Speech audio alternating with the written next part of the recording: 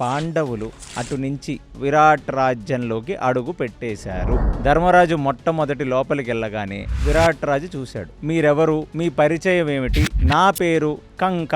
నేను ఒక త్రిదండి సన్యాసిని. మీకు ఉపనిషత్ రహస్యాలన్నీ నేను వివరించగలను అని చెప్తాడు. మళ్ళీ కాసేపటికి చేతిలో ఒక గంట మీసాలై తిప్పుకొని భీముడు వచ్చి అక్కడ నిలబడతాడు. ఎవరు మీరు? మీ పరిచయం ఏమిటి అని అడగగానే నా పేరు బల్లవ. ధర్మరాజు కొలనులో వంటవాడిగా పనిచేశాను. నా వంట మీరు ఒక్కసారి తింటే చాలు, మీరు ముగ్ధులైపోతారు. ఇప్పుడు మూడో వ్యక్తి అయిన అర్జునుడు, అతనికి శాపం వల్ల అతను నపుంసకుడుగా చాలా విచిత్రంగా వస్తాడనమాట. ఎవరు నువ్వు? ఎక్కడి నుంచి వచ్చావు? నా పేరు బృహన్నల. నేను సంగీతము నాట్యము నేర్పిస్తూ ఉంటాను. ఇంతకు పూర్వము సత్యభామకు నేర్పించాను. నాలుగో వ్యక్తి నకులుడు. నకులుడు రాగానే కళ్ళటు వైపు తిప్పుకొని ఆ సౌందర్యాన్ని ఆ ఆకారాన్ని చూసి ఒక నిమిషం పాటు ప్రజావేదిక ఆగిపోయింది. ఇప్పుడు సహదేవుడు ఎంట్రీ. ఎవరు నువ్వు? ఏమి చేయవలసినది? రాజా, నేను గోసేవకుణ్ణి, గోపాలుణ్ణి.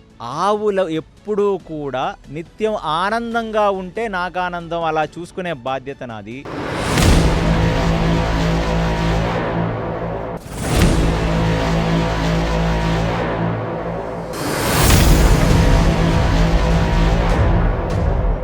Hare Krishna. Welcome to KC talks Telugu. నేను మీ మాయ. లాస్ట్ ఎపిసోడ్ చాలా ఇమోషనల్గా ఉండింది. చాలా బాధ అనిపించింది. ఒక సమయంలో కొంచెం ఏడుపు కూడా వచ్చేసింది. ఇప్పుడు ఇంతవరకు వాళ్ళు మాట్లాడుకున్నది థియరీ, ఎలా ఒక్కొక్కరు ఒక్కొక్క పాత్ర పోషించాలనేది మాట్లాడుకున్నారు. చక్రవర్తిగా ఉన్నవాళ్ళు ఇప్పుడు సర్వెంట్గా, కూలిగా బతకాలి. అది ఎలా చేయబోతున్నారు? దాంట్లో సక్సెస్ అవుతారా? తెలుసుకుందాం కేసీ గారిని అడిగి. హరే కృష్ణ కేసీ గారు. హరే కృష్ణ. సో లాస్ట్ పాడ్కాస్ట్లో మనము థియరీ మాట్లాడుకున్నాం, వాళ్ళు ఏ ఏ పాత్ర పోషిస్తారు అనేది క్లియర్ అయింది. కానీ ఇప్పుడు ప్రాక్టికల్గా వచ్చేసరికి వాళ్ళు ఎలా చేస్తారనేది చాలా ఈగర్గా వెయిట్ చేస్తున్నాము. ఏం జరిగింది అనే దానికి చెప్పండి. పాండవులు చాలా ఎమోషనల్గా ఫీల్ అయ్యి అందరూ కలిసి ఆఖరిసారిగా ఒకసారి ఆలింగనం చేసుకొని అటు నుంచి మత్స్యరాజ్యంలోకి వాళ్ళిప్పుడు ఎంటర్ అవుతున్నారు. ఇప్పటి నుంచి జీవితం ఇంకో రకంగా ఉండబోతుంది. ఎందుకంటే మత్స్యరాజ్యంలోకి ఒక్కసారి ఎంటర్ అయిన తర్వాత ఒకళ్ళకి ఒకళ్ళు ఎదురుపడ్డా కనీసం కళ్ళల్లో కూడా వాళ్ళు అనురాగాన్ని, ప్రేమని కూడా వ్యక్తపరచకూడదు. ఎవరో తెలియనట్టుగా ఒక కొత్త వ్యక్తిని చూస్తున్నట్టుగా వాళ్ళందరూ బిహేవ్ చేయాలి ఇప్పుడు. అది చాలా పెద్ద విషయం. ఎందుకంటే వాళ్ళ బాండింగు, వాళ్ళ అన్నదమ్ముల మధ్యన ఉన్న ఆ ఐకమత్యం, అది నెక్స్ట్ లెవెల్ అది. కాబట్టి ఇప్పుడు అసలు వాళ్ళు ఫుల్గా యాక్టింగ్ చేయాలి. కానీ పాండవులు చెయ్యలేనిదే యాక్టింగ్. ఎందుకంటే వాళ్ళు చాలా ముక్కుసూటిగా ఉండే మనుషులు. వాళ్ళు ఆ యాక్టింగ్ చెయ్యలేని వాళ్ళ చేత శకుని యాక్టింగ్ చేయించాలి, అప్పుడే వీళ్ళు ఈజీగా దొరికిపోతారు అని ఒక స్కెచ్ చేసి మరీ ఈ అజ్ఞాతవాసం అనేది అతను ఆర్గనైజ్ చేశాడు. శకునికి కూడా ఏం కావాలి? శకునికి, ఈ దుష్ట చతుష్టయానికి, అందరికీ ఏం కావాలంటే వీళ్ళు పరాక్రమవంతులు. ఎటువంటి యుద్ధమైనా, ఎటువంటి ఇదైనా వాళ్ళు జయించగలరు. కానీ వాళ్ళ తేజస్సుని దాచుకొని అసలు ఇలాగా ఒకళ్ళ దగ్గర అజ్ఞాతంలో వాళ్ళు బ్రతకటం అనేది కలలో కూడా ఊహించలేని విషయం అని శకుని ముందుగానే ఆలోచించాడు. కరెక్ట్గా స్ట్రాటజీ వేశాడు శకుని. ఇప్పుడు ఆఖరిగా వాళ్ళక్కడి నుంచి ఇంకా నలుగురు ఆలింగన చేసుకొని ఇక వెళ్ళిపోతున్నారు అనేటప్పుడు అందరూ ఒకళ్ళకి ఒకళ్ళు కోడ్ నేమ్స్ పెట్టుకున్నారు. రేపొద్దున ఏమైనా అయితే ఒక కోడ్ నేమ్తో అయినా ఒకళ్ళనొకళ్ళు పిలుచుకోవచ్చు. అసలు పేర్లు వేరు, ఇప్పుడు కోడ్ నేమ్స్. ఈ కోడ్ నేమ్స్ ఏమిటయ్యా అంటే జయ అని ధర్మరాజు యొక్క కోడ్ నేమ్, జయంత అనేది భీముడి యొక్క కోడ్ నేమ్, విజయ అనేది అర్జునుడి యొక్క కోడ్ నేమ్, జయత్సేన అనేది నకులుడి యొక్క కోడ్ నేమ్, జయద్బల అనేది సహదేవుడి యొక్క కోడ్ నేమ్. ఈ కోడ్ నేమ్స్ ఎందుకు వాళ్ళు ఒకళ్ళకొకళ్ళు పెట్టుకున్నారంటే, ఒకవేళ ఏదైనా ఒక ఆపత్కాల పరిస్థితి వస్తే వాళ్ళ అసలు పేరుతో కాకుండా ఎప్పుడైనా ఆ మాట అంటే పక్కవాడికి కూడా అనుమానం రాదు, ఏదైనా వాళ్ళు మాట్లాడుకోవచ్చు అనేది వాళ్ళకు వాళ్ళు విధించుకున్న కోడ్ నేమ్స్. ఇప్పుడు ఈ కోడ్ నేమ్స్ అనేది ఒకళ్ళ యందు ఒకళ్ళకి చెప్పేసుకొని ఇమ్మీడియేట్‌లీ అక్కడి నుంచి ఎవరికి వారే యమునా తీరేలాగా ఇంకా వాళ్ళు విరాట్ రాజ్యంలోకి అడుగు పెట్టేశారు. ఈ మత్స్యరాజ్యంలోకి అడుగు పెట్టిన తర్వాత ఫస్ట్ మీ అందరికీ డౌట్ రావాల్సిందేంటంటే, ఏదో చెప్పుకోవటానికి ధౌమ్యుడికి స్ట్రాటజీ చెప్పారు. నేను ఇది చేస్తాను, అది చేస్తానని. వీళ్ళు అనుకుంటే అది చేయలేరు. రాజు అనుకోవాలి. సో, రాజు అనుకుంటే రాజుకు వీళ్ళ మొఖాలు నచ్చి, వీళ్ళ మాటలు నచ్చితే రాజు పెట్టుకుంటాడు. పెట్టుకోకపోతే ఆ ఛాన్స్ లేదు వాళ్ళకి. సో, ఇప్పుడు వాళ్ళ జీవితాలు మత్స్య రాజ్యానికి చెందిన విరాట్ రాజు చేతిలో ఉన్నాయి. ఇప్పుడు వాళ్ళు లోపలికెళ్ళి రాజ అంతఃపురంలోకెళ్ళాలి. రాజ అంతఃపురంలోకి ఎవరిని పడితే వాళ్ళని మేము లోపలికెళ్తామంటే రానిస్తారా? రానివ్వరు. రానివ్వరు. హ్మ్. అందుకనే వాళ్ళకిప్పుడు వాళ్ళు చేసిన ధర్మపు పనులు, వాళ్ళు చేసిన పుణ్యం, వాళ్లకు శ్రీహరి పట్ల ఉన్న భక్తే ఇప్పుడు వాళ్ళకి శ్రీరామ రక్ష. అంటే కొందరితో మనం మాట్లాడతాం. ఎలా ఏమనుకొని చేసావురా ఇదని. అంటే వాడు తాత్వికంగా భగవంతుడే భగవంతుడి మీద భారంగా చేశాడు. భారమేసి చేశాను అని అంటారు. భగవంతుడి మీద భారమేసి చేశానని అంటాడు కదా. లిటరల్లీ పాండవులకు నిజంగా అజ్ఞాతవాసం ఎలా నడుస్తుందో, అసలు ఎలా వస్తుందో కూడా వాళ్ళకి తెలియదు. ఇంతకుముందు వరకు అరణ్యవాసం అలాంటివి వాళ్ళ చేతుల్లో ఉన్నాయి. ఇప్పుడు అజ్ఞాతవాసం అనేది వాళ్ళ చేతుల్లో ఏమీ లేదు. తానొకటి అనుకుంటే దైవం ఒకటి అనుకున్నట్టు, తాను ఏదనుకుంటాడో విరాట్ రాజ్ ఇంకేదో అనుకుంటాడో, అసలు అక్కడ సిచ్యువేషన్స్ ఏమన్నా కంట్రోల్లో ఉంటాయా? ఏమీ ఉండవు. సో, ఇప్పుడు నిజంగా వాళ్ళ యందు ఉన్న పరిపక్వ దిశ అనేది మనకు అజ్ఞాతవాసంలోనే తెలుస్తుంది. ఈశ్వరుడు మీద వాళ్లకున్న నమ్మకం, ఈశ్వరుడు మీద వాళ్లకున్న శరణాగతి, ప్రపత్తి, ఇలాంటివన్నీ కూడా మనకి అజ్ఞాతవాసం నుంచే తెలుస్తాయి. ఎందుకంటే వాళ్లకున్నది ఒకటే, మాకు ఉన్నది ఒకటే దిక్కు, శ్రీహరే దిక్కు, శ్రీకృష్ణుడే దిక్కు, ఆయననే చూసుకుంటాడు ఇక ఏదైనా అనుకొని ధర్మరాజు మొట్టమొదటి లోపలికి వెళ్ళగానే వాళ్ళ అదృష్టానికి, వాళ్ళ ధర్మము వాళ్ళని రక్షించాలి కాబట్టి ధర్మో రక్షతి రక్షతః అని అన్నట్టుగా ఇప్పుడు వాళ్ళు యావజ్జీవితము ధర్మప్రభువులై బ్రతికారు, ధర్మం ఆచరించారు. కాబట్టి అదే రోజు రాజు బయటకి వచ్చి ప్రైవేట్గా అందరూ జనాలని, అంటే ఇప్పుడు ప్రజావేదిక అని ఒకటి పెట్టి చీఫ్ మినిస్టర్లు లేదా కొందరు వారానికి ఒక రోజో లేకపోతే నెలకి కొన్ని రోజుల్లో ప్రజల్ని కలుస్తారే, అలాగా ఒక ప్రజల్ని కలిసే ఒక రోజు ఆ రోజు. సో, అక్కడ విరాటరాజు బయటికి వచ్చి తన అంతఃపురం నుంచి బయటికి వచ్చి అక్కడ ప్రాంగణంలో అందరూ సమావేశమై ఉండగా అక్కడ కూర్చొని ప్రజలేమిటి, ప్రజల బాగుగోగులేమిటి, అసలు మన పాలన ఎలా నడుస్తుంది, ఇవన్నీ చేయటానికి వేసిన ఒక ప్రజావేదిక. ఆ ప్రజావేదిక జరుగుతుండగా అక్కడికి ధర్మరాజు నడుచుకుంటూ లోపలికి వస్తాడు.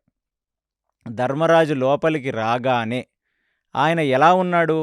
ఒక త్రిదండి సన్యాసిలాగా మొత్తం 12 ఊర్ధ్వ పుండరాలు పెట్టుకొని, త్రిదండం చేతిలో పెట్టుకొని, ఒక ఏకవస్త్రాన్ని కట్టుకొని, అంటే సన్యాసులు ఎప్పుడు ఏకవస్త్రమే కట్టుకుంటారు, కింద నుంచి పైకి కట్టుకుంటారు. మీరు చాలామంది జీయర్ స్వాముల్ని వాళ్ళని చూసుంటారు కదా. అలా ఒక్కసారి ఆయన యతి రూపంలోకి అలా రాగానే ఇమీడియట్గా అందరి దృష్టి ధర్మరాజు వైపుకి వెళ్ళింది. ప్రజల దృష్టి, కొందరు లెగిసి దండం పెట్టారు, కొందరు లెగిసి నిలబడ్డారు. చూడగానే విరాట్ రాజు చూశాడు, ఎవరి వ్యక్తి, చాలా కొత్తగా ఉన్నాడే అని, మీరెవరు, మీ పరిచయం ఏమిటి తెలియజేయవలసినది అని విరాట్ రాజు అన్నాడు. నా పేరు కంక, అది నాకు ఇచ్చిన పేరు. నేను ఒక యతిని, నేను ఒక త్రిదండి సన్యాసిని. ఆల్రెడీ సన్యాస స్వీకారం తీసేసుకోవటం జరిగింది, త్రిదండం తీసుకోవటం జరిగింది, నా వేషధారణలోనే మీకు తెలుస్తుంది అని చెప్పి అక్కడితో పాజ్ ఇచ్చాడు. పాజ్ ఇవ్వగానే అసలు విరాట్ రాజుకు ఒక డౌట్ వచ్చింది. సన్యాసిగా ఉన్నవాడికి అసలు రాజ్యంలో పనేమిటి, ఎందుకు అని అతనికి వచ్చి, అసలు మీ వివరణ ఏమిటి, అసలు మీరెవరు, మీరు ఎక్కడి నుంచి వచ్చారు, ఇప్పుడు ఏమని చెప్తున్నారు, మీ పేరు ఇదని చెప్తున్నారు, మీరు సన్యాసాశ్రమ స్వీకారం చేశారని చెప్తున్నారు, మీరు ఎక్కడి నుంచి వచ్చారు, ఎవరు, మీ పూర్వీకులు ఎవరు, ఏ కుటుంబానికి చెందిన వాళ్ళు, నాకు తెలియజేయవలసినది అని అడిగాడు విరాట్ రాజు. ఇప్పుడు ఆ ప్రశ్నకి ఎక్కడన్నా సమాధానం చెప్తే ధర్మరాజు తన నోటితో ఇమీడియట్లీ, ఓహో మీరు ఆ రాజ్యానికి చెందిన వాళ్ళా అని వాళ్ళ మెసెంజర్స్తో క్రాస్ చెక్ చేసుకునే అవకాశం ఉంది కదా. అవును. కాబట్టి ఇప్పుడు వాళ్ళు ఏం చేయాలి, ధర్మరాజు అనే వ్యక్తి ఇప్పుడు తన ఐడెంటిటీ చెప్పకూడదు. అందుకనే చాలా విచిత్రంగా మాట్లాడతాడు. ధర్మరాజు ఏమని చెప్తాడంటే, సన్యాసాశ్రమం అంటే నాకు నేనే ఈ శరీరానికి పిండ ప్రదానం చేసిన వాడిని. సన్యాసం అంటే అందరినీ వదిలేసి, తన భార్యని, తన పిల్లలని, తన రాజ్యాన్ని అన్నీ వదిలేసి సర్వసంగ పరిత్యాగం చేసిన వాడు మాత్రమే సన్యాసి. అసలు సన్యాసి అంటే ఏమిటి? సత్యనందు న్యాసము చేయువాడు సన్యాసి. అది సంస్కృతంలో సన్యాసి యొక్క అర్థం. అంటే ఎల్లకాలము ఆ సత్యమునందే అతను న్యాసం చేస్తాడు, అందులోనే ఉంటాడు ఆయన. సత్యం, అందుకనే మనం సత్యం శివం సుందరం అంటాం కదా. సో ఎప్పుడూ సత్యం. ఆ సత్యం ఏమిటి? బ్రహ్మం అనేది సత్యం. నిరంతరము ఆ బ్రహ్మమును దర్శించుకుంటూ, తన లోపల ఉన్న బ్రహ్మమును అంతర్ముఖంగా దర్శించుకుంటూ, బహిర్గతంగా ఉన్న సమస్త జీవులలోనూ బ్రహ్మతత్వమును చూసుకుంటూ సత్తునందు న్యాసము చేసేవాడిని నేను. నాకేమి పూర్వాపరాలుంటాయండి చెప్పుకోవడానికి? నేను ప్రవరం కూడా చెప్పకూడదు. మామూలుగా మీరు ఎవరినన్నా అడిగితే ఫలానా శాఖ, ఫలానా ఇది, ఫలానా వర్ణము అని లక్షలు చెప్పేవాళ్ళు. నాకేముంటాయి చెప్పండి అనగానే, పా ఎంత చమత్కారంగా మాట్లాడాడ్రా, మహావేదాంతిలా ఉన్నాడు అని చెప్పి ఇంప్రెస్ అయిపోయాడు విరాట్ రాజు. ఇంప్రెస్ అయిపోయి, బాబ్బా చాలా మంచి వేదాంతం చెప్పావు, సరే ఇప్పుడు నువ్వెవరు అని నేను అడుగుతున్నాను మళ్ళీ అని రెండోసారి అడిగాడు. అతనేమన్నాడు, నేను ఆత్మస్వరూపిణి అన్నాడు. ఇంకా విరాట్ రాజుకి అర్థమైపోయింది, ఇతను మామూలుగా సన్యాసి వేషధారణ వేసుకున్నవాడు మాత్రమే కాదు, కొంచెం తాత్వికంగా ఉన్నవాడు, కొంచెం ఆత్మజ్ఞానం ఈ మాటలన్నీ మాట్లాడుతున్నాడంటే ఇతనికి ఎంతో కొంత విషయ పరిజ్ఞానం ఉంది, ఇతను ఫ్రాడ్ వ్యక్తి ఏమీ కాకపోవచ్చు అని చెప్పి, సరే మంచిది, మీ వాళ్ళు ఇవి ఏమీ లేవు, నువ్వే అందరినీ త్యజించిన వాడిని నేను, అందరి యందు బ్రహ్మమును చూసిన వాడిని, నువ్వెవరనంటే నేను ఆత్మస్వరూపం అని చెప్పావు కదా, బాగుంది, ఏమిటి పని నీకు ఇక్కడ అంటే, అప్పుడు అతను చెప్పింది ఏంటంటే, నేను మీ రాజ్యం చాలా సుభిక్షగా, ఇక్కడ గోసంతతి ఉండి, ఇక్కడ ధర్మం ఉందని నమ్మి మీ దగ్గరికి వచ్చాను. నేను మీకేమి చేయగలను? పురాణ ఇతిహాసగాథలను మీకు వినిపించగలను, వేదము యొక్క అర్థము, ఉపనిషత్ రహస్యములను మీకు వివరించగలను. నేను మీతో 1 సంవత్సర కాలం మీతో ఉండి, మీ రాజ్యం చాలా సుభిక్ష అనేది మనం చెప్పాను కదా, ఇది చాలా ధర్మంగా ఉన్న రాజ్యం అని, నేను ఈ రాజ్యంలో ఉన్న రాజైన మీ దగ్గర 1 సంవత్సరం పాటు ఉండి మీకు మంచి విషయాలు, మీకు ఉపనిషత్ రహస్యాలన్నీ నేను వివరించగలను అని చెప్తాడు. చాలా బాగుంది, ఎవరో యతి మన రాజ్యానికి వచ్చాడు, నాతోనే 1 సంవత్సర కాలం ఉంటానంటున్నాడు, నాకు ఉపనిషత్ రహస్యాలు, వేదము, పురాణాలు, అన్ని తీర్థయాత్రల గురించి చెప్తానంటున్నాడు, ఇంకా చాలా బాగుంది అని అతను అనుకున్న మరుక్షణం అతను అనేది ఏంటంటే, అవే కాకుండా మీకెప్పుడైనా ఇలాంటి విషయములనందు అనురక్తి తగ్గి మీకేమన్నా బోరు కొడితే నాతో మీరు జూద క్రీడ ఆడచ్చు, నాకు అక్షహృదయం అనేది తెలుసు, అందులో నాకు నేర్పుంది, నేను మీకు కావాలంటే ఆ అక్షహృదయాన్ని మీకు నేర్పించగలను, నేను మీతో అవన్నీ ఆ సూక్ష్మ మర్మములు నేను మీతో పంచుకోగలను అని చెప్తాడు ధర్మరాజు.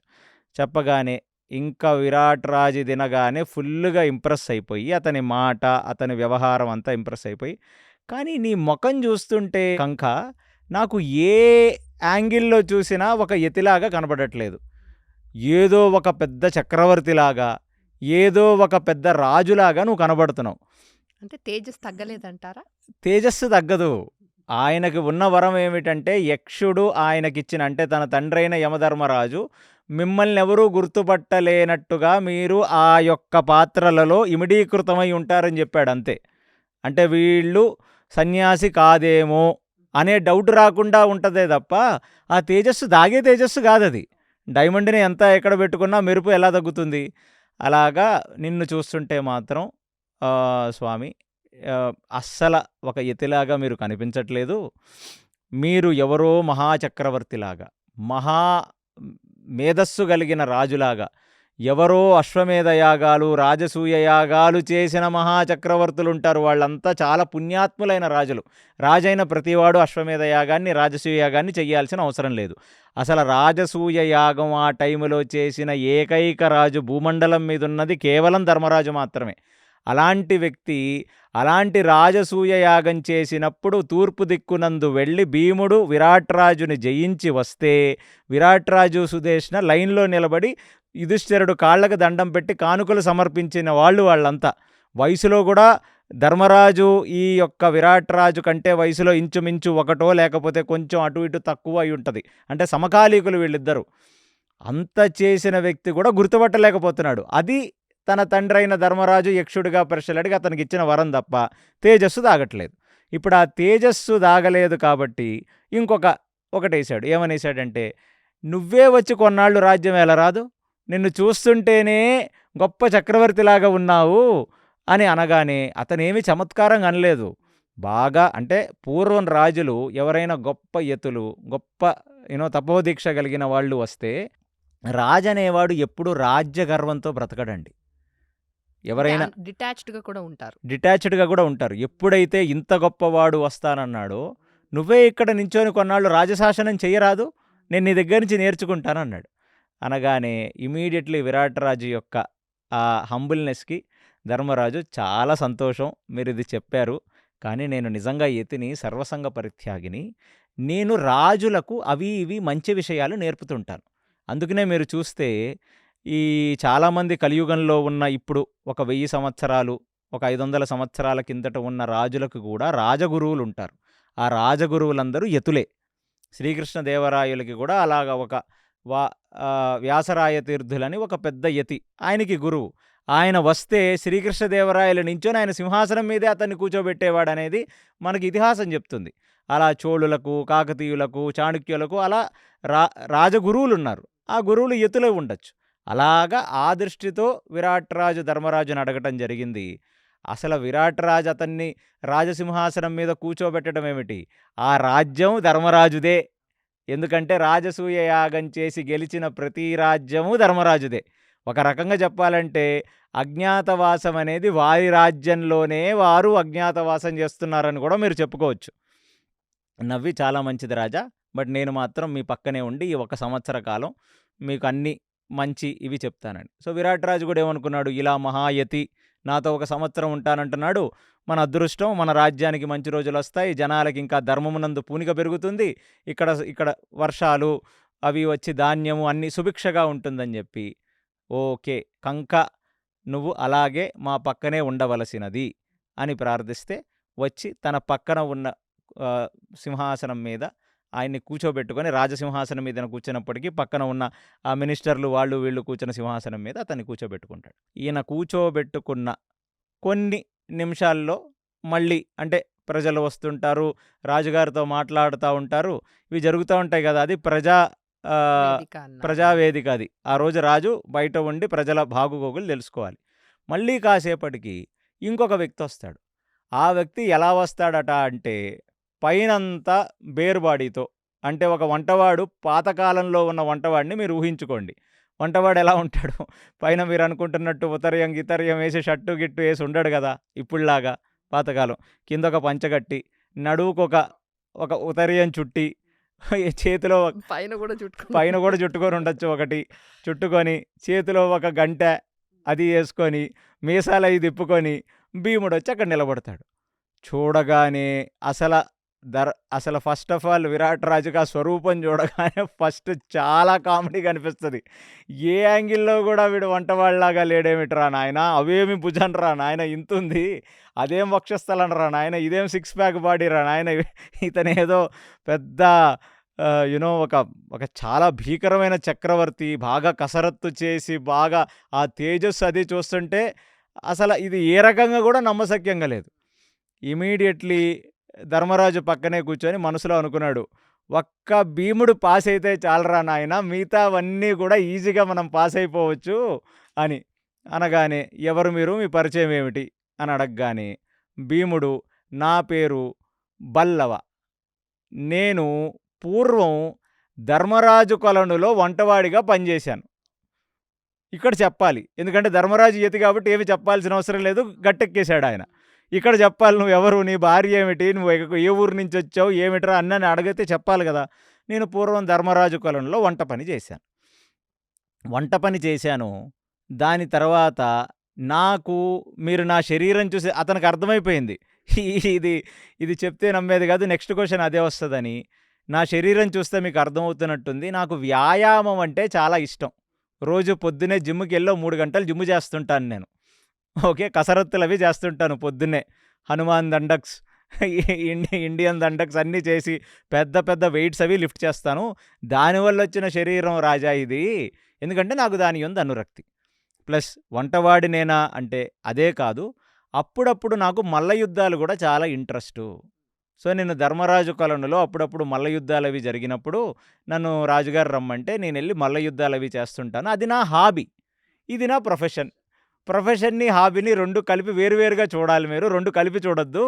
కాబట్టి నేను అక్షరాల వంటవాడిని. ఎన్ని రకాలు కావాలి చెప్పండి మీకు? అన్ని వంటలు చేసి పెడతాను. చైనీస్, ఇండోనేషియన్, మెక్సికన్, కాంటినెంటల్ అన్నీ ఉంటాయి ఇక్కడ.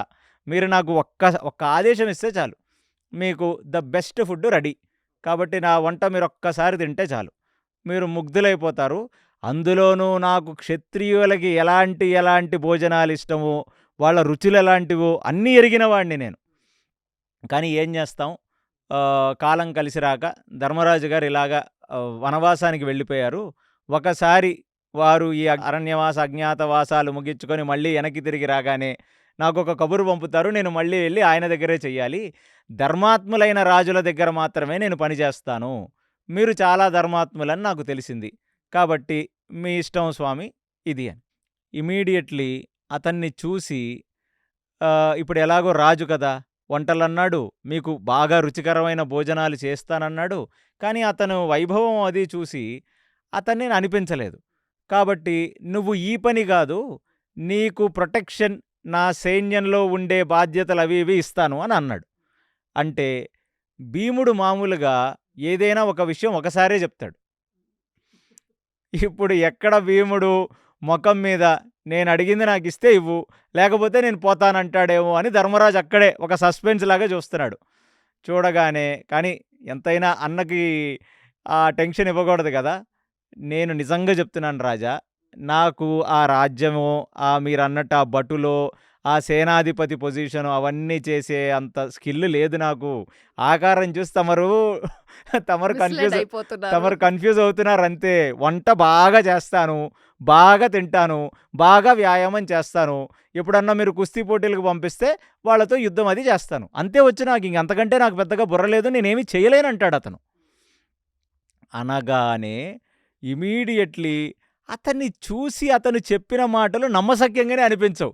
ఎందుకు భీముడి దగ్గర ఇన్ని సార్లు ఆలోచిస్తున్నాడు ఈ విరాట్ రాజు అంటే, తూర్పు దిక్కుకొచ్చినప్పుడు విరాట్ రాజుని ఓడించిన వాడు భీముడే. ఆ టైంలో అక్కడ కీచకుడు కూడా ఉండుండాలి. బేసికల్లీ విరాట్ రాజ్యం ఎలాంటిదంటే, విరాట రాజు కేవలం నామమాత్రపు రాజు అంతే. ఎంటైర్ రెస్పాన్సిబిలిటీ కీచకుడే చూసుకుంటాడు. ఎందుకంటే కీచకుడే అక్కడ కమాండర్ ఇన్ చీఫ్, సేనాధిపతి విరాట్ రాజ్యానికి. ఎక్కడో చూసినట్టుంది. కానీ నాకు అర్థం కావట్లేదు. పర్సనాలిటీ చాలా పెద్దగా ఉంది. అంటే ఇతన్ని ఒక క్షత్రియుడిగా చూశాడు. అట్లీస్ట్ ధర్మరాజుని వచ్చి రాజసూయాగంలో లైన్లో నించోబెట్టి కాళ్ళకి దండం పెట్టి వెళ్ళిపోయాడు కానీ కానుకలిచ్చి ఇతనితో యుద్ధం చేశాడు. సరే, ఇక నాకు అంటే ఇదొక అయోమయం అనమాట. మనకేం అర్థం కావట్లేదు ఎంత లాజిక్ యూజ్ చేసినా. కాబట్టి ఈ అయోమయ గందరగోళ పరిస్థితులు నాకెందుకులే, ఎవరక్కడ మన వంటగది చూపించండి ఇతనికి, రేపటి నుంచి ఏదో పెద్ద పెద్ద వంటలు చేస్తాడంట, ఇతను చేసిన వంటలు తీసుకురండి, నేను తిని చెప్తాను ఇతను ఎంత బాగా చేస్తాడో అంటాడు. అనగానే భీముడు వెళ్ళిపోతాడు వంటగదిలోకి. ఇంకా మరుక్షణం ఇది చెప్పగానే ఇంకా 2-3 నిమిషాలు ఇక్కడ ఉంటే ఎక్కడన్నా కొత్త డౌట్లు వస్తాయేమో అని అలాగే లోపలికి వెళ్ళిపోతాడు. భీముడు అయిపోయింది. ఇప్పుడు మూడో వ్యక్తి అయిన అర్జునుడు. అర్జునుడు గురించి ఇంకా పెద్దగా బాధపడాల్సిన పని లేదు. ఎందుకంటే అతనికి శాపం వల్ల అతను పేడివాడైపోయి ఒక నపుంసకుడుగా, అది కూడా ఎలాగొస్తాడంట అంటే ఓ పెద్ద గౌనేసి పైన ఆ చీర వెనక్కిలా చుట్టి అదొక విచిత్రమైన జాకెట్ వేసి దానికి మళ్ళీ గవ్వలు అవి పూడిగిన కర్ణకుండలాలేసి ఒక పెద్ద హారం వేసి దాని మీద ఒక పెద్ద నక్లెస్ లాంటిదేదో వేసి జుట్టంతా ఒక డిఫరెంట్‌గా దువ్వి చాలా విచిత్రంగా వస్తాడనమాట. లోపలికి రాగానే అసలు ఎవరి దృష్టయినా ఎవరు ఈ వింతగా ఉన్నాడని అతని మీదకెళ్తది గదా! వెళ్తది. కానీ ఒకటి దాగట్లేదు, ఆయన కళ్ళల్లో ఉన్న తేజస్సు దాగట్లేదు. ఎంత ఊర్వశి శాపమైనా ఆ డ్రెస్సు బాగా సెటప్ చేశాడు. ఇప్పుడు వీళ్ళందరికీ డ్రెస్సులు ఇవన్నీ ఇచ్చినవాడెవరు? ఎవరంటే యమధర్మరాజే. అంటే వీళ్ళందరూ ఎక్కడో ఎళ్లి బ్యూటీ పార్లర్‌లోనో లేకపోతే ఎక్కడో వీళ్ళేమి మేకప్‌లేసుకోలేదు కదా! వాళ్ళకు ధర్మరాజు ఇచ్చిందేంటి? మీరు మీ పాత్రల్లో అలా సెట్ అయిపోతారు. ఆ కళ్ళకి కాటుకలయి పెట్టాడు. కళ్ళని చూడగానే విరాట్ రాజుకి ఒక డౌటొచ్చేసింది. అంటే విరాట్ రాజు చాలా ధార్మికుడండి. ఒక రాజు మీరనుకుంటున్నట్టు మీరు పిచ్చి పిచ్చి కథలు చెప్తే తలాడిచ్చేవాడు రాజ్యాన్ని ఎలా పాలిస్తాడు? అతనిలో ఒక రాజసం ఉండాలి. ఒక ఇంటెలిజెన్స్ ఉండాలి గదా! చూసాడు. ఎవరు నువ్వు? ఎక్కడి నుంచొచ్చావు? First question. నా పేరు బృహన్నల. నేను ఒక నాట్య శాస్త్రం యొక్క టీచర్‌ని. నేను సంగీతము, నాట్యము నేర్పిస్తూ ఉంటాను. ఇంతకు పూర్వము సత్యభామకు నేర్పించాను. సత్యభామ యొక్క కొలనులో ఉన్న అంతఃపుర స్త్రీలకి నేర్పించాను ద్వారకలో. దాని తర్వాత సత్యభామ వారు బాగా మెచ్చుకొని ద్రౌపది గారి దగ్గరికి పంపించారు.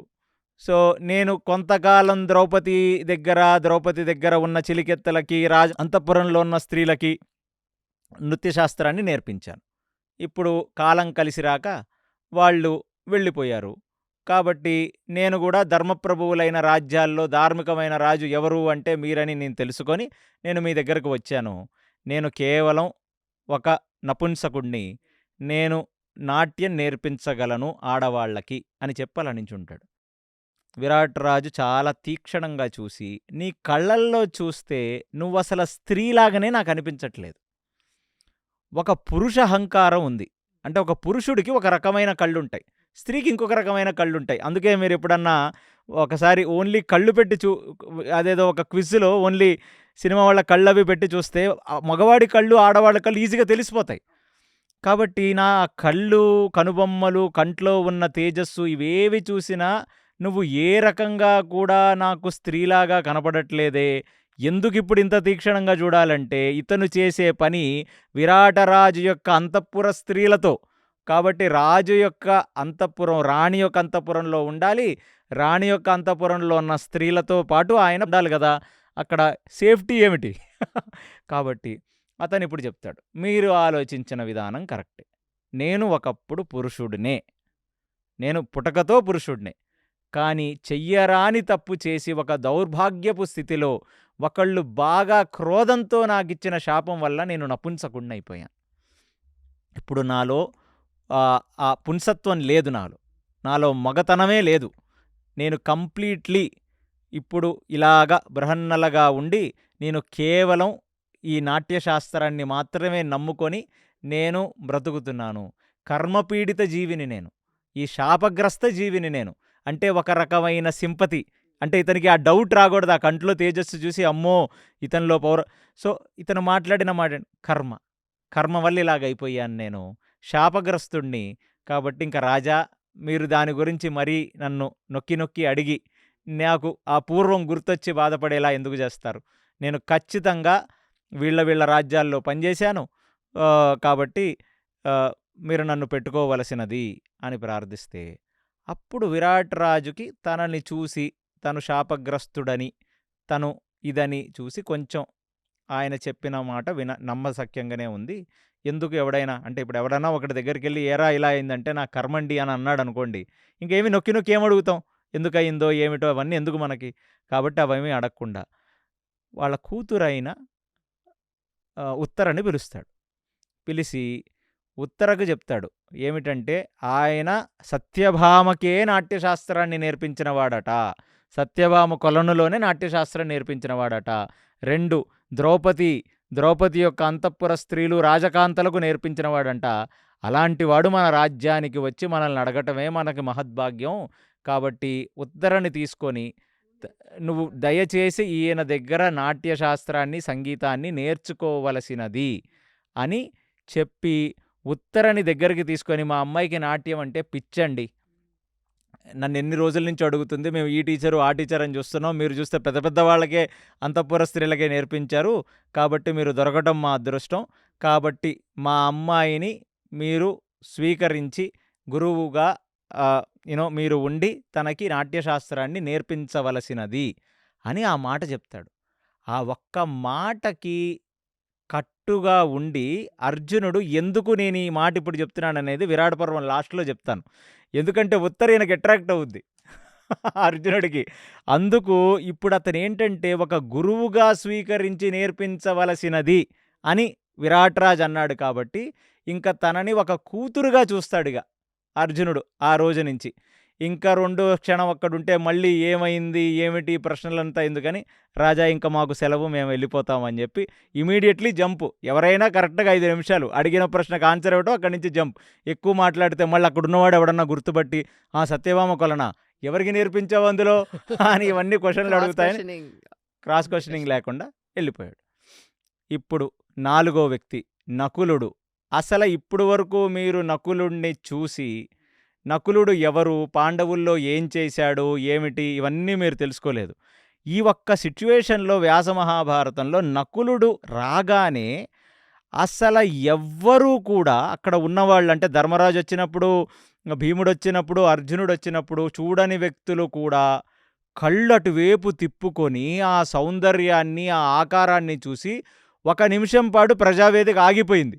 అంటే అందరు పాండవుల్లో చాలా స్మార్ట్‌గా ఉండేది నకులుడంట ఆ! కదా! పాండవుల్లో విపరీతమైన హ్యాండ్సమ్ పర్సన్ నకులుడు. అందగాడు, మామూలు అందగాడు కాదు. సో, అలాంటి ఒకడిని చూడగానే మొత్తం ప్రజావేదిక ఒక నిమిషం ఆగిపోయి అతన్ని చూసింది. ఏమిటి? ఇతనేమిటి ఇంత అందంగున్నాడని. చూడగానే ఇంక నకులుడేం జేశాడు, అందరూ ఆయన వైపు చూస్తుంటే మీకెలా ఉంటది? ఒక వేదిక మిమ్మల్ని చూస్తుంటే మీకు లోపల నుంచి ఒక రకమైన సిగ్గు, ఒక రకమైన ఇది ఉంటది గదా! షైనెస్ ఉంటది గదా! అతను వీళ్ళెవరిని చూడకుండా ఆ పక్కనే గుర్రాలుంటే, ఆ రాజుగారి యొక్క గుర్రాల్ని, ఆ గుర్రాల పక్కనున్న వేరే గుర్రాల్ని, అటువైపున్న గుర్రం జాతిని మాత్రమే చూస్తూ వాటి వైపే చూస్తున్నాడు. చూడగానే ఇమ్మీడియేట్‌లీ అతని యొక్క వేషధారణ, అతను యేసుకున్న ఆ గుర్రాలకి నేర్పించే ట్రైనర్‌లాగా ఉన్న ఆ వేషం, ప్లస్ అందరూ అతన్ని చూస్తుంటే అతను మాత్రం గుర్రాల వైపు చూడటం, తీక్షణంగా ఇలా చూడటం చూసి, ఎవరు నువ్వు? ఏమిటి? అనగానే మీకీ పాటికి అర్థమై ఉంటుంది గదా విరాట్ రాజా! నాకు గుర్రములంటే విపరీతమైన అనురక్తి. నేనింతకు ముందు పెద్ద పెద్ద యుద్ధాలకెళ్ళే గుర్రాలని ట్రైన్ చేసిన వాడిని నేను. ఎవరి దగ్గర పనిచేశావని అంటున్నారా మీరు? లేటెస్ట్‌గా అయితే నేను ధర్మరాజు దగ్గరే పనిచేశాను. ధర్మరాజు గారి దగ్గర ఉన్న సమస్త గుర్రాలని నేనే ట్రైనింగ్ ఇచ్చాను. కాకపోతే ఏం చేస్తాం, అవన్నీ ఇప్పుడు దుర్యోధనుడు వీళ్ళు వాడుతున్నారు. ఆయనకి రాజ్యం పోయింది గదా! ఆయన బయటికి వచ్చేశాడు. కాబట్టి మళ్ళీ ఎవరైనా ధర్మప్రభువులుంటే వాళ్ళకి అశ్వాలనేవి రాజ్యానికి ముఖ్యం. ఎందుకంటే యుద్ధానికి వెళ్ళినా కాపాడటానికి ఆ గుర్రాలే మెయిన్. కాబట్టి అటువంటి గుర్రాలను నేను ఎంత బాగా హ్యాండిల్ చేయగలనో చూస్తే మీరు ముగ్ధులవుతారు మీరు. ఎందుకంటే అసలు గుర్రానికి ఏ తిండి పెట్టాలి? గుర్రానికి ఎలాంటి వ్యాయామాలు చేయించాలి? డాగ్ ట్రైనర్స్ లాగా మీరు ఎలా చూస్తున్నారు, ఈయన హార్స్ ట్రైనర్. సో, అటువంటి గుర్రాలే కాకుండా గుర్రాల బ్రీడింగ్, ఏ గుర్రాన్ని ఏ గుర్రంతో కలిపితే ఎటువంటి జాతి గుర్రం వస్తదో కొన్ని కొన్ని బ్రీడర్స్ ఉంటారనమాట. Horse breeders. వాళ్ళకి కొందరికి గుర్రాల పిచ్చుంటది. అలా ఇండియాలో గూడా నాకెవరో చెప్పారు. పూణేవాలా అనే వ్యక్తి దగ్గర కొన్ని ఉత్తమ జాతి గుర్రాలుంటాయి. ఒక 1000 గుర్రాలు. సో, ఉజ్బెకిస్తాన్‌లో ఈ హార్స్ ట్రైనర్స్, హార్స్ బ్రీడర్స్ ఉంటారు. సో, అలాంటి ఒక ఒక ఒక జెనెటికల్ లీనేజ్‌లో వచ్చిన హార్సుల్నే రాజు ఎంచుకుంటాడు. ఉన్న హార్సెస్‌లో బెస్ట్ హార్సెస్. ప్లస్ ఇతను చెప్తుంది ఏమి తప్పేమి గాదు. నకులుడు అందరిలాగా చెప్తున్న యాక్టింగ్‌లో నకులుడు ఒక్క పొల్లు గూడా అబద్ధం చెప్పల. ఎందుకంటే ఎప్పుడైతే వీళ్ళు పాండవులందరూ, నేను ద్రౌపదీ స్వయంవరం ముందు ఒక ఘటన చెప్పాను మీకు. ఎవరంటే చిత్రరథుడనే గాంధర్వుణ్ణి వీళ్ళు ఓడించారో, చిత్రరథుడు యొక్క రథం కాల్చేశాడు అర్జునుడు, ఆగ్నేయాస్త్రం ఇచ్చాడు. సేమ్ ఇదే చిత్రరథుడు ఘోషాయాత్రలో దుర్యోధనుడిని ఓడించి తీసుకొనొచ్చారు. ఆ చిత్రరథుడు చేతిలో జయించబడిన అర్జునుడికి చిత్రరథుడు ఆగ్నేయాస్త్రం ఇస్తే అతను చాక్షుషి విద్య ఇస్తానన్నాడు అర్జునుడికి. ఆ చాక్షుషి విద్య నాకు వద్దనంటే అతను ఏం చేశాడు, ఓడిపోయి ఆయన్ని రిలీజ్ చేశారు కదా! స్వర్గలోకంలో ఉండే ఉత్తమ జాతి గుర్రాలను అతను అర్జునుడికిచ్చాడు. ఆ గుర్రాలు భూమండలంలో కేవలం పాండవుల దగ్గరే ఉన్నాయి. కొన్ని జాతి గుర్రాలని, ఉత్తమ జాతి గుర్రాలు స్వర్గంలో ఉన్న బ్రీడ్స్‌ని తీసుకొనొస్తే భూమి మీదకి ఆ బ్రీడింగ్ అంతా చేసిన వ్యక్తి నకులుడే. అతనికి నిజంగా అశ్వములంటే బాగా తెలుసు. ఇప్పుడు రేపొద్దున కురుక్షేత్ర రణరంగంలో కూడా కృష్ణుడు ఏ గుర్రాల్ని తోలాలి, పాండవులు ఏ గుర్రాల్ని తోలాలో ఎంచి ఇచ్చినవాడు ఈ నకులుడు. సో, ఇతని పరిచయంలో అసలు ఎటువంటి అబద్ధమూ లేదు. అతను నిజంగానే ధర్మరాజు యొక్క కింగ్డమ్‌లో గుర్రాల పనే చేశాడు. నాకదే వచ్చన్నాడు. చెప్పగానే చాలా కన్విన్సింగ్‌గా ఉండటంతో ఓకే, డన్. గుర్రాలనేది ఒక మేజర్ క్షత్రియుడికి అవసరం. కాబట్టి అతన్ని అశ్వశాలకు పంపించండి. నాకు రిపోర్ట్ ఇస్తూ ఉండండి. అతను ఏం చేస్తున్నాడు, గుర్రాలని ఎలా ట్రైన్ చేస్తున్నాడో నేను చూస్తాను. ఇది చాలా నాకు పర్సనల్ ఇంట్రెస్ట్ నాకు అన్నాడు. మంచిది. ఈజీగా నకులుడు కూడా లోపలికి వెళ్ళిపోయాడు. ఇప్పుడు సహదేవుడి ఎంట్రీ. ఇవన్నీ చూస్తున్నాడు పక్కనే కూర్చొని. వీళ్ళందరంటే వెళ్ళిపోతున్నారు కానీ రాజు పక్కనే ఎతిలాగా కూర్చొని ధర్మరాజు చూస్తున్నాడు. ఈ కంక అనే పేరు గల్ల సన్యాసి రూపంలో ఉన్న ధర్మరాజు ఇవన్నీ అబ్జర్వ్ చేస్తున్నాడు. అమ్మయ్య, నా నలుగురు తమ్ముళ్ళు, ఇప్పుడు వరకు ముగ్గురు తమ్ముళ్ళు బాగానే చెల్లారు. ఇప్పుడు లాస్ట్ సహదేవుడిని చూద్దాం. ఎందుకు సహదేవుడు అంటే, సహదేవుడు నిజంగా కూడా ఎప్పుడూ గట్టిగా మాట్లాడలేదు. మొత్తం కురుక్షేత్రంలో మాత్రమే శకునిని చంపినట్టుగా మనం వింటాం. కానీ ఇంకా ఆయన కురుక్షేత్రంలో వెళితే మనం అతని యొక్క పరాక్రమం అది చెప్పచ్చు మనం. ఈ సహదేవుడు అనే వ్యక్తికి ఒక స్పెషల్ క్వాలిటీ ఏంటంటే, అతనికి కూడా విలువిద్య బాగా వచ్చు. ఏమి రానివాడు కాదు. కాకపోతే నలుగురు అన్నలతో ప్రొటెక్ట్ కాబడుతూ బ్రతికిన వ్యక్తి సహదేవుడు. ఆయనకు అసలు అవసరమే రాలేదు. ఏ కొట్లాట వచ్చినా ఫస్ట్ వీళ్ళు చూసుకుంటారు కదా. ఏ కొట్లాట వచ్చినా చూసుకోవడానికి వీళ్ళు ఉన్నారు కదా. సో, నిజంగానే సహదేవుడన్నా నకులుడన్నా ధర్మరాజుకి విపరీతమైన ప్రేమ. ఎందుకు ప్రీతి? అర్జునుడంటే లేదా, భీముడంటే లేదా అంటే, నిజంగా అనాథ పిల్లలండి వీళ్ళు. ఎందుకంటే కనీసం ముగ్గురికి, ధర్మరాజుకి, భీముడికి, అర్జునుడికి తల్లి కుంతి ఉంది. నకుల సహదేవులకి తల్లి తండ్రి ఇద్దరూ లేరు. మాద్రి, పాండురాజు ఇద్దరు పోయారు. యాక్చువల్లీ ధర్మరాజు అర్జునుడికి చేసింది ప్లస్ భీముడికి చేసింది చాలా తక్కువ. అతను ప్రతిరోజు నకుల సహదేవులు తిన్నారా, పడుకున్నారా, వాళ్ళకి ఎలాంటి కష్టం వస్తుంది, వాళ్లకు పెళ్ళిళ్ళు చేయటం, వాళ్ళ తండ్రి పోతరే పోషించాడు వాళ్ళతో. అట్లీస్ట్ అర్జునుడు, భీముడైనా ధర్మరాజుకి ఎదురు చెప్పారు. ఇలా కాదన్నయ్య అలాగా, అలా కాదన్నయ్య ఇలాగా అని కనీసం చెప్పారు. కానీ నకుల సహదేవులు ఎప్పుడు నోరు మెదపల. అందులో నకులుడు కొంచెం గట్టిగా పనిచేసినట్టుగా ఉంది. సహదేవుడైతే అన్నలు ప్రొటెక్ట్ చేయకబడ్డ వ్యక్తి. అలాగనే అతనేమి చేతగానివాడా కాదు. అతనికి రావాల్సిన ట్రైనింగ్ ఉంది. కానీ అవసరం లేదే. ఏదైనా కష్టం వస్తే చూసుకోవడానికి నలుగురు అన్నలు ఉన్నారు పైన. అతను కొంచెం సిగ్గు కూడా ఎక్కువ. కొందరు బాగా ఇంట్రోవర్ట్స్ అంటారు చూసారా మీరు, అలాగా అతను వచ్చి బిత్తిరి చూపులు చూస్తూ అక్కడ నించున్నాడు. నించుంటే ఎందుకయ్యా ఈ బిత్తిరి చూపులంటే, అతను వచ్చిన ఆకారం అది ఒక చాలా కామెడీ ఆకారం ఉంది. చూడటానికేమో అతను అందగాడే. అశ్విని దేవతల్లో ఒకడు కదండి అందగాడు. కళ్ళల్లో తేజస్సుంది. కానీ మేకప్ మాత్రం అతనికి కేవలం ఆవుల్ని పాలించుకునేవాడు మేకప్ ఇచ్చారు. అంటే కనీసం కృష్ణుడిలాగా ఫ్లూట్ కూడా లేదు. తలపాగా, కిందొక పంచ, పైన ఒకటేదో వేసుకొని, దాని తర్వాత చేతిలో కొన్ని తాళ్ళు, ఆవులకు వేసే తాళ్ళు, పాలు వెతుకుతున్నప్పుడు ఆవులకు కట్టే ఒక తాడు, ఇక్కడ మొత్తం ఒక స్క్రీన్ ప్లే వేసిన ఎముడేసిన స్క్రీన్ ప్లేలో ఆ పాత్రలో ఉన్నాడు. కానీ ఆ కళ్ళు, ఆ బిత్తిరితనము చూస్తే ఇప్పుడు ధర్మరాజుకు భయం. ఇతను నిలబడి మాట్లాడగలడా లేదా? ఇమీడియట్లీ ఏమిటి, ఎవరు నువ్వు, ఏమి చేయవలసినది అంటే, ఇక్కడ మీరు కూడా అర్థం చేసుకోవాల్సింది, ఇది ప్రజావేదిక. ఇది పొద్దున్నుంచి సాయంత్రం వరకు జరుగుతుంది. కాబట్టి ఒకటి తర్వాత ఒకడేం వచ్చేయలేదు. గ్యాపులిచ్చి వచ్చారు. ఆ ప్రజల్లో ఉన్నారు. ఇప్పటికి ఆల్మోస్ట్ ఇక మధ్యాహ్నం దాటేసింది. ఆ మధ్యాహ్నం దాటుతూ ఇప్పుడు ఇతను ఎంట్రీ. అంటే అతను, రాజా, నేను ఆవులు పాలించేవాడు, నేను గోసేవకుణ్ణి, గోపాలుణ్ణి. నాకు ఆవుల్ని ఎక్కడికి తీసుకెళ్ళాలి, ఎటువంటి భూములలో వాటిని మేయించాలి, ఎటువంటి ఆవులు ఎప్పుడు వాటికి అవి హీట్ మీదకు వస్తాయో, వాటికి బ్రీడింగ్ చేయించటం, ఆవు సంతతిని కాపాడటం, ఆవుకేమన్నా రోగాలొస్తే ఆ రోగాలకు కావలసిన మూలికలు తీసుకురావటం. సో గోవైద్యుణ్ణి,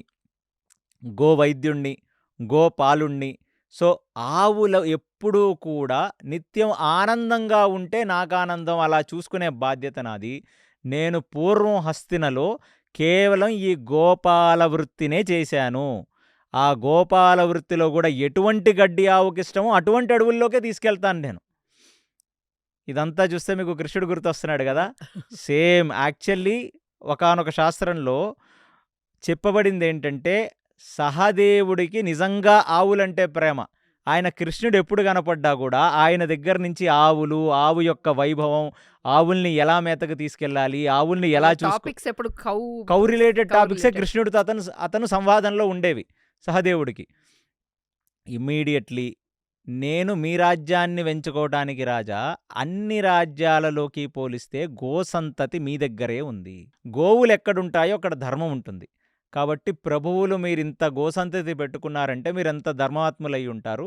కాబట్టి మీ ఆవులను తీసుకొనెళ్ళి వాటిని మంచిగా ఇంకా తయారు చేసి మంచి మంచి భూముల్లో తిరిగి మీ రాజ్యంలో ఎప్పుడూ దుర్భిక్ష రాకుండా, ఎందుకంటే గోవులు నిత్యం సంచరిస్తే ఆ ఆర్గానిక్ కంటెంట్ పెరిగి సాయిల్ ఫర్టైల్గా ఉంటుంది కదా, మీ భూములలో ఫర్టిలిటీ పెంచి సారాన్ని పెంచి నేను ఆవులని చూసుకుంటాను. ఇది అన్నిటికంటే ఒక ప్రైమ్ పనిది.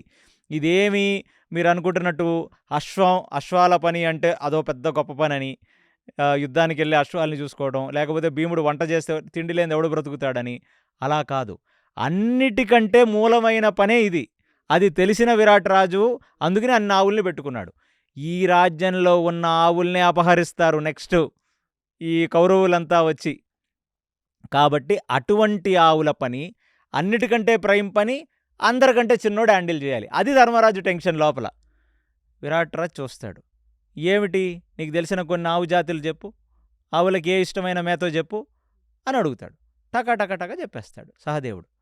అబ్బా, కాన్ఫిడెన్స్ బాగుంది.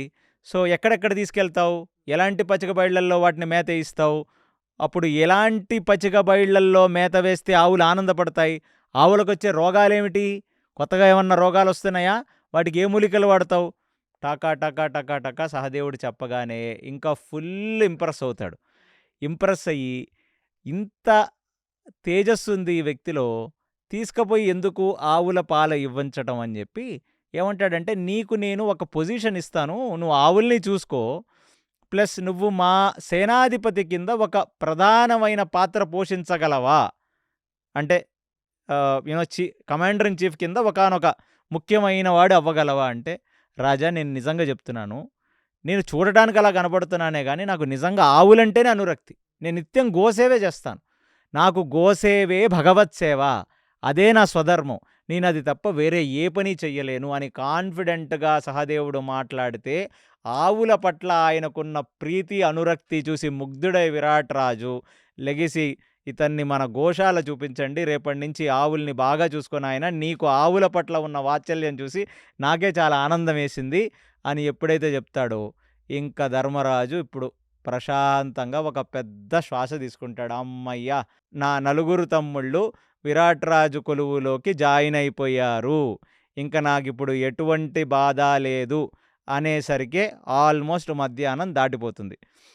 ఇప్పుడు ధర్మరాజు కళ్ళల్లో ఒక చిన్న బాధ ఏమిటంటే, మన 5గురం ఖచ్చితంగా వచ్చాం, కానీ ద్రౌపది పరిస్థితి ఏమిటి, ద్రౌపది ఇలా ప్రజాదర్బార్లో ఆ రోజుల్లో ఉన్న నియమం ప్రకారం ఆడవాళ్ళు వచ్చి డైరెక్ట్గా రాజులతో మాట్లాడను లేరు, ఎవరి దగ్గరికి రాలేరు.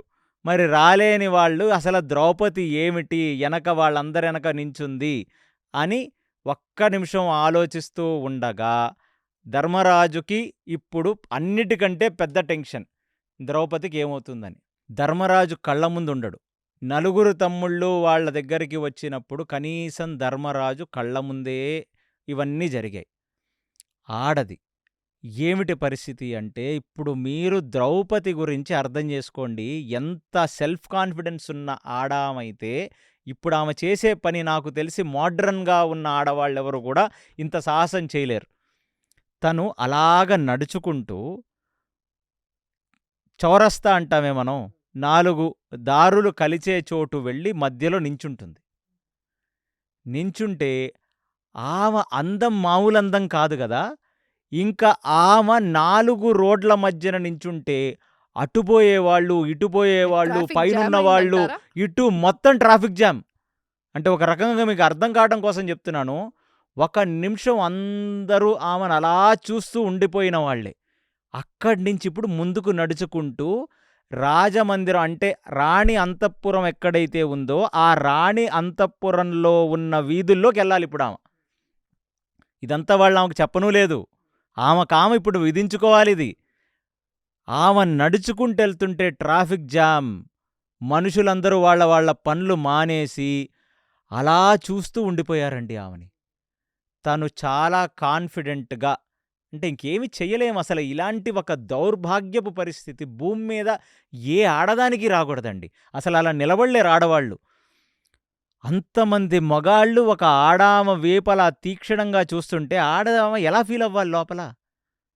ఎంత మీకే ఎలా ఉంటది 10 మంది మగవాళ్ళు మీ వైపు చూస్తుంటే? అయినా నిగ్రహించుకొని, తనకు ఒకానొక సందర్భంలో తనకి బాడీలో వణుకు, కళ్ళమ్మట నీళ్ళొచ్చేసే పరిస్థితిలో ఉంటది. అలాంటిది ఇంకా అలాగే నడుచుకుంటెళ్తుంటది. మొత్తం ఏదో ఒక గుంపు ఆ ట్రాఫిక్ జాము అది మొత్తం ఆగిపోయినట్టుగా, ఏదో సంబరం జరుగుతున్నట్టుగా, లేకపోతే అటువైపు నుంచి ఏదో ఊరేగింపెళ్తున్నట్టుగా మొత్తం ఉంటే, ఆ శబ్దాలకి ఒకళ్ళతో ఒకళ్ళు మాట్లాడుకుంటున్న శబ్దాలకి ఇది మీరంతా ఊహించుకోండి. అదంతా విని రాజమందిరంలో ఉన్న చిలికెత్తెలు చూస్తారు. చూసి సుదేష్ణకి చెప్తారు. ఎవరో అందగత్తె. మామూలు అందగత్తె గాదు. ఆమె మన వీధుల్లో నడుచుకుంటెళ్తుంటే వీధి వీధి బ్లాక్ అయిపోయింది. జనాలలా ఉండిపోయారు అని. అప్పుడు పైనుంచి వచ్చి తన అంతఃపురపు కిటికీ నుంచి సుదేష్ణ కిందకి చూస్తుంది. చూసినప్పుడు అక్కడ కొందరు ఆడవాళ్ళు, చిలికెత్తెలున్నవాళ్ళు అక్కడ అడుగుతారామెని. ఎవరు నువ్వు అని. అంటే అక్కడ అంతమందిలో తను మాట్లాడే మాటేమిటంటే, నేను సైరంధ్రిగా పనిచేస్తాను. ఎవరికి పనిచేస్తాను నేను అంటే, నాకు ఇంత తిండి, కట్టుకోటానికి ఇంత గుడ్డ ఇస్తే నేను వాళ్ళ దగ్గర సైరంధ్రిగా పనిచేస్తాను అంటది. అసలా ద్రౌపది ఎవరండి?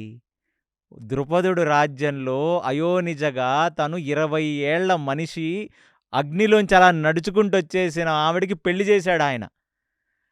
అలాంటిది 5గురు భర్తల్ని పెళ్లి చేసుకొని ఆమె ఎన్ని కష్టాలు పడుతుందో చూడండి మీరు. అంటే భగవంతుడు ఈమె యందు ఏదో స్పెషల్ శక్తి పెట్టాడు కాబట్టే ఈమె ఇంత కష్టాన్ని అనుభవిస్తుంది. అంటే ఆమె అండ్ తట్టుకోగలుగుతుంది కూడా. తట్టుకోగలుగుతుందసల. ఇవ్వాల్టి వరకు ఒక మగ వ్యక్తితో బయట ఉన్న మగ వ్యక్తితో మాట్లాడిన మనిషి గాదు. ఎప్పుడో ప్రాతగామి. తనని అంతఃపురంలోకి దుర్యోధనుడు రమ్మంటున్నాడు అంటే ఎవరో ఒక సూతుడైన ప్రాతగామితో మాట్లాడింది. అంతఃపుర స్త్రీలు, క్షత్రియ స్త్రీలు, ఈ రాజుల భార్యలు ఎవరు పడితే వాళ్ళతో మాట్లాడలేరు. అలాగ వాళ్ళు రథాలలో, చిలికెత్తెలతో నడుచుకుంటూ వెళ్తుంటే ఘోషలాగా మొత్తం అన్నీ కవర్ చేస్తారు వాళ్ళని. అలాంటి ఆడామ తను కేవలం తన అందాన్నే పెట్టుబడిగా పెట్టి ఆ వీధులలో నడుచుకుంటూ వెళ్ళి నలుగురు ఆమెని చూసి అందులో ఒక్కొక్కడు మంచిగా చూసుంటాడు, ఒక్కొక్కడు క్రూరుడు ఆమెని కామవికారంతో చూసుంటాడు కదా. అలా చూస్తే అది తట్టుకొని నిలిచి వెళ్ళి అక్కడ అడిగిన ప్రశ్నకి ఎవరైతే నాకింత తిండి పెడతారో, కట్టుకోవడానికి చీరిస్తారో నేను వాళ్ళకి ఒక మేడిగా, ఒక సైరంధ్రిగా నేను పని చేస్తానని చెప్పిందే. అసలు అలాంటి కష్టం నాకు తెలిసి భూప్రపంచంలో ఎటువంటి ఆడవాళ్లకు రాకూడదండి. అందుకనే ద్రౌపది అంటే ఆవిడ తల్లి సీత పడ్డ కష్టం కంటే ఎక్కువ కష్టం పడిందండి. ఒక మాటలో చెప్పాలంటే ద్రౌపది గురించి. చూసి నివ్వరపోతుంది సుదేష్ణ. ఇదేమిటి, ఆ అందం ఏమిటి, అసలు ఆమె అన్న మాట ఏమిటి? ఎవడన్నా మగవాడో, ఎవడన్నా పెద్ద ఇండస్ట్రియలిస్టో, పెద్ద అక్కడ మర్చెంటో, ఆ రాజ్యంలో ఉన్న ఎవడైనా భటులలో ముఖ్యమైన భటుడో వచ్చి నేనిస్తాను రమ్మంటే ఎలాగుంటుంది పరిస్థితి? అందుకే ధర్మో రక్షతి రక్షతః. అందుకనే వాళ్లకు ధర్మము రక్షణ. అందులోనూ ద్రౌపది ఉత్తమ భక్తురాలు. శ్రీకృష్ణుడికి కంప్లీట్ శరణాగతి పొందితే ఆమె మానాన్ని కాపాడటానికి వచ్చి చీరలు ఇచ్చినవాడు ఊరుకుంటాడా? ఇమీడియట్లీ ఈశ్వరుడు, నేను చెప్పాను మనోనియామక దేవత రుద్రుడు. సుదేష్ణ మనసులో ఒక్క నిమిషం ఒక ఆలోచన వచ్చేసింది. ఈవిడ్ని తొందరగా అంతఃపురంలోకి తీసుకురండి అని చెప్పేసింది చిలికెత్తెల్ని. ఆ చిలికెత్తెలందరూ జెలసీతో అంటే పా ఇప్పుడు మళ్ళీ ఇంత కొత్త బ్యూటిఫుల్లా? ఇంత బ్యూటిఫుల్‌గా ఉందే, ఇప్పుడు ఈమె కాలం మారింది, సుదేష్ణ కళ్ళల్లో పడింది, ఇప్పుడు మనం తీసుకుపోవాలని కిందకొచ్చి, "ఏయ్! రావమ్మా, రాణి గారు పిలుస్తున్నారు పైకి" అంటారు. మీరు ఊహించండి వాళ్ళకి, మీకంతా ఇది ఒక చిన్న డ్రామా, ఇదొక స్క్రీన్ ప్లే. వాళ్ళ ముందు చేతులు కట్టుకొని నిలబడి, వాళ్ళ కాళ్ళకు దండం పెట్టిన దంపతులండి విరాటరాజు, సుదేష్ణ. అలాంటిది ఇప్పుడు వెళ్లి చేతులు కట్టుకొని సుదేష్ణ ముందు నించుంటుంది.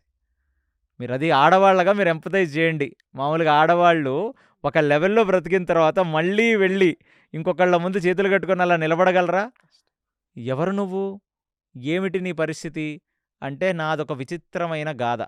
ఇది నేను చెప్పలేను. హృదయ విదారకమైన గాథది. కానీ నేను ఇప్పుడు ఉన్న పరిస్థితుల్లో నాకు తిండి, గుడ్డ ఇస్తే చాలు.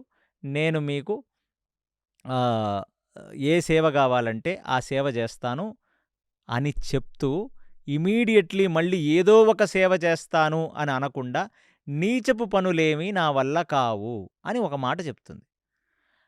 సుదేష్ణ ఆమెని తీక్షణంగా చూస్తుంటుంది. ఎవరీమా? ఈ తేజస్సేమిటి? ఈ అందమేమిటి అని. ఇవేమీ పట్టించుకోదామె ఒక నిమిషం.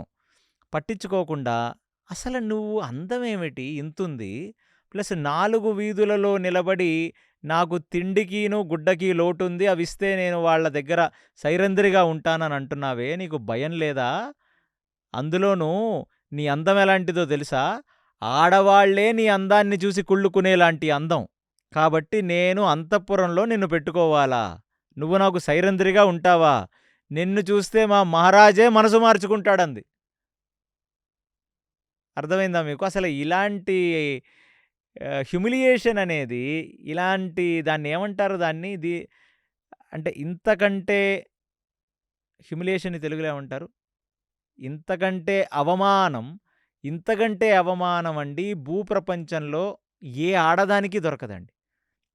నేనొచ్చి నీకు సైరంధ్రిగా పనిచేస్తాను, నీ చీర దిద్దుతాను, నీకు బొట్టు అవి పెడతాను, నీకు మేకప్ ఏస్తాను, నీకు కొప్పు చుడతాను, నీకు నగలు అవి అలంకరిస్తానని ఆమె చెప్తుంటే, నా భర్తే నిన్ను చూసి మోహించే పరిస్థితుల్లో నువ్వున్నావని సుదేష్ణ అంటాం ఎంత రైటు?